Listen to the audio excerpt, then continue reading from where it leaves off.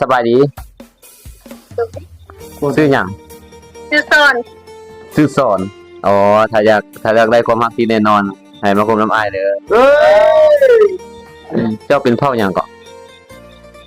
ตะโอยตาโอยอันภาษาเจ้านะเขาว่าคือมากมายแม่นหยังไปหาเจ้า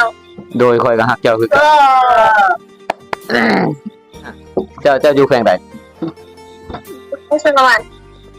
อยู่สารวันเปียลงสารวันเปียลงอะไรอ่ะถ้าว่าเจ้าอยู่สารวันนะถ้าเจ้าอยากได้ความรักที่สำคัญให้มาคบกับคนบริกรรมใจเด้อมีแฟนแล้วบ่โสดเอาพิสูจน์ได้เท่าใดก็ค่อยเป็นแฟนเจ้าแล้วเจ้าเป็นลูกกกหรือลูกหลานลูกหาค่อยกับลูกหลานคือกันบ่ว่าตรงกันปานนี้เนี่ยเป็นคู่กันที่บ่เป็นคู่กันที่บ่ได้โอ้แต่ว่าตอนนี้อันค่อยก็เป็นลูกหลานได้แต่อนาคตข้างหน้าค่อยจะเป็นลูกเขยแม่เจ้าอันเจ้าเป็นลูกหลานอีกบ่ด้วยอ๋อต่อไปเจ้าก็ได้เป็นลูกสะใภ้หลานแม่ค่อยเจ้าลองเดาเบิ่งถ้าเจ้าเดาถูกเจ้าจะได้หยังค่อยให้หมดกำมือค่อยนี่นะเจ้าคิดว่ามีหยังอยู่ในนี่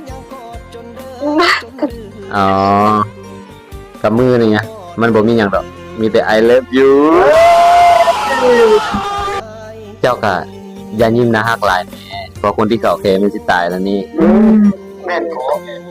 เจ้าเคยอกหักบ่บ่ก็ดีแล้วคนน่ะฮักคือเจ้านะอกหักมันบ่คือเจ้าอยากได้ความรักที่สมบูรณ์บ่แล้วเจ้ามาใช้นามสกุลนำข่อยบ่สิได้สมบูรณ์ไปด้วยกัน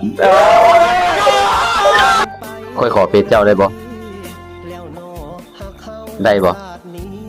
ได้ปกติค่อยก็บ่อยากขอเป็นได้ค่อยอยากเป็นคนพิเศษขอใจเจ้าฮู้จักคำว่าตลอดไปบ่โอ้ฮู้ว่ามันเป็นจังได๋ถ้าว่าเจ้าบ่ฮู้คำว่าตลอดไปนะเจ้าลองมีใจให้ค่อยแม่ค่อยสิเฮ็ดให้เจ้าเบิ่งโอ้อยู่สารวันมีคนจริงใจบ่บ่เชื่อว่ามีอยู่บ่คลีกำไสดีแต่เจ้าจะฮู้ว่าจริงใจลองคบมันดูเจ้าสู้นะเขาบ่เคยได้ถ้าเขาได้ลงเอยไผนะเขาฮักจริงแล้วก็บ่ทิ่มให้เจ็บคำว่าแฟนเก็บหั่นนะมันบ่เคยมีได้ถ้าเจ้าคบกับคนบ่คลีกำไสหนาวแล้วบ่อยู่สารวันหนาวแม่นบ่อันเจ้าอยากอุ่นบ่ล่ะให้ค่อยไปก่อนบ่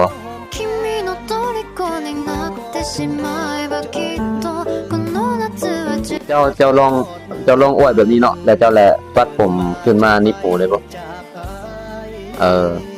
โดดได้เพราะว่าค่อยสิได้หอมแก้มแบบผมมีผมติดข้างเลยตอนนี้เจ้าก็ว่างเนาะด้วยบ่ได้หมายถึงเวลาเด้หมายถึงใจเจ้า